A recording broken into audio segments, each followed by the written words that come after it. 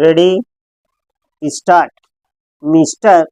Chairman, the resolution under discussion raises a very important matter which merits careful consideration on the part of honorable members of this House and of the government.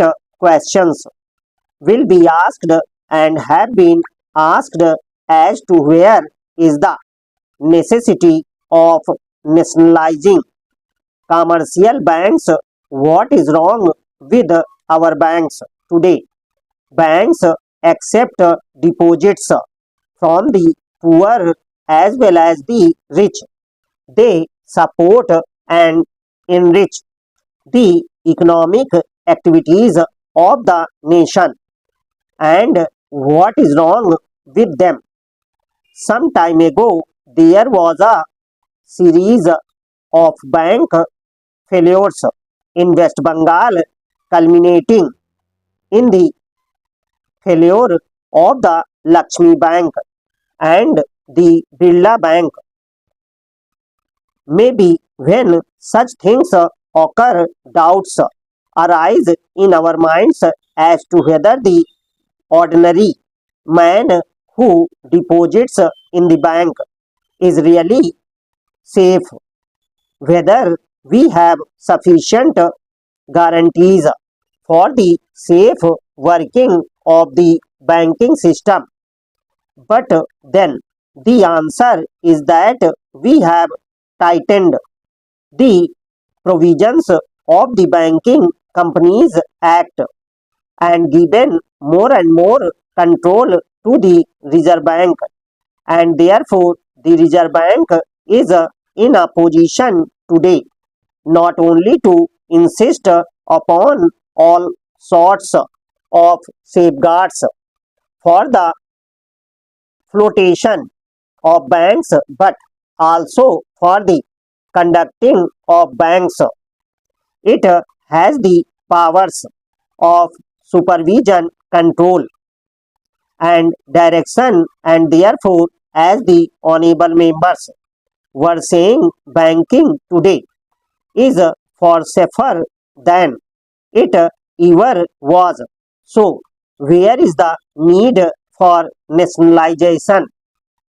Sir, in order to answer this question, one has to probe a little deeper and examine the function of banking. It is not a question of public sector or private sector. It is not a question of relating banking to private industry.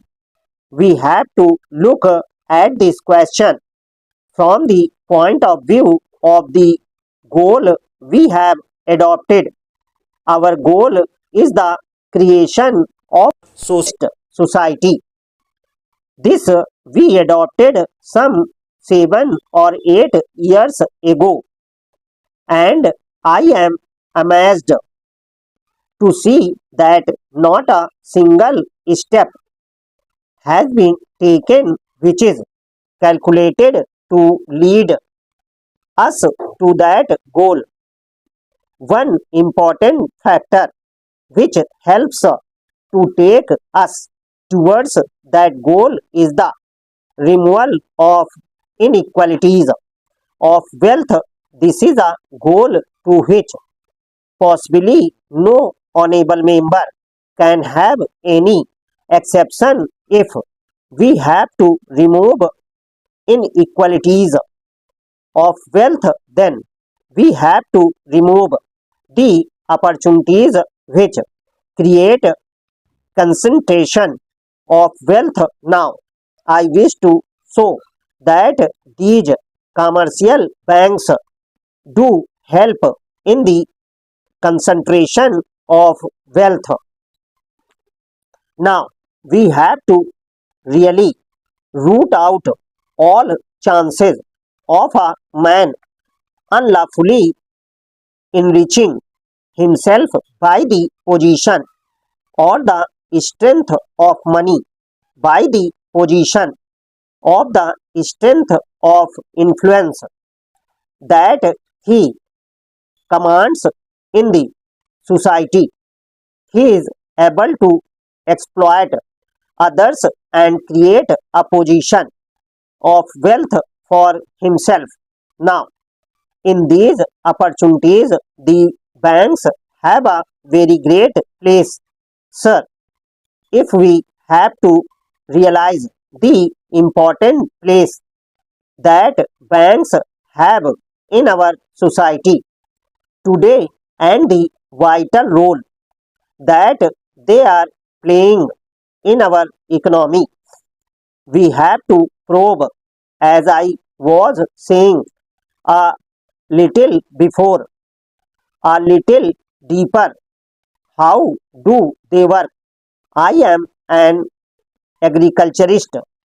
I grow cotton and I bring it to the market. In the market, there are two or three buyers, and they are rich people.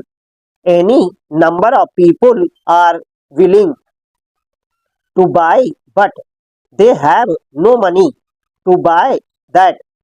These two or three persons have influence with the banks.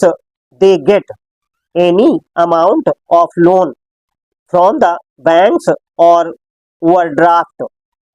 Others cannot have that opportunity. These two or three persons will corner the produce in the market. They do not demand it when there is a lot of produce, and they make the produce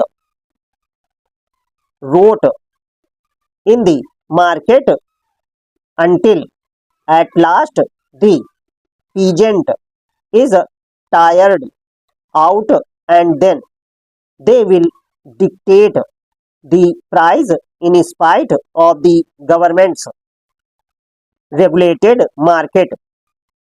They will have to sell at the price dictated by these two or three purchasers.